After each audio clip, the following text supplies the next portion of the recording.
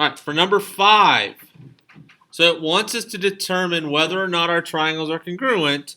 And if they are, we're going to write the rule that proved them and then our congruent statement. So when I look at 5, automatically I see an angle and an angle. And then on the bottom, I've got my congruent angles as well. So I need 3 pairs of corresponding parts to prove congruence. They automatically show me 2. But they gave me my third part because DB is a shared side. And we know shared sides are always congruent. So I've got angle ADB is congruent to angle CBD. Angle ABD is congruent to angle CDB.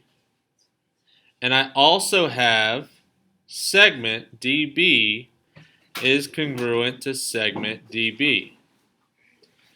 So this is a angle, side angle,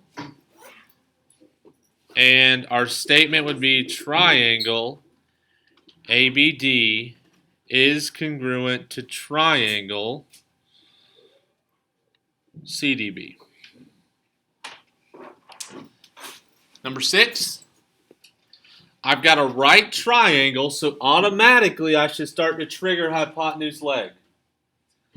The big part of a hypotenuse leg is my hypotenuse must be congruent.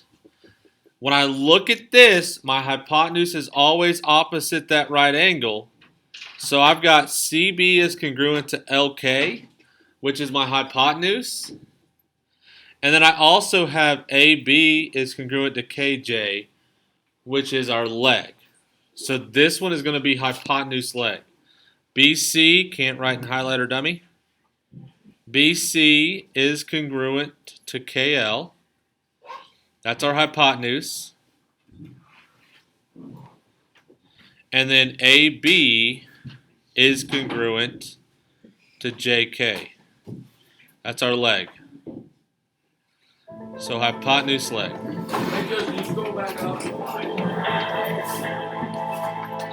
And our last one, number 7 here. They've shown me a couple of congruent angles. D is congruent to K.